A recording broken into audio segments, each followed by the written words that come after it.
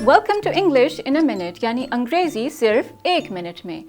आज का मुहावरा है ओवर द मून। 50 साल पहले इंसान ने पहली बार चांद पर कदम रखा, लेकिन क्या कभी किसी ने चांद के ऊपर से छलांग लगाई? Jonathan, guess what? My book is nominated for North American Wildlife Pop-Up Book for First Time Writers Prize.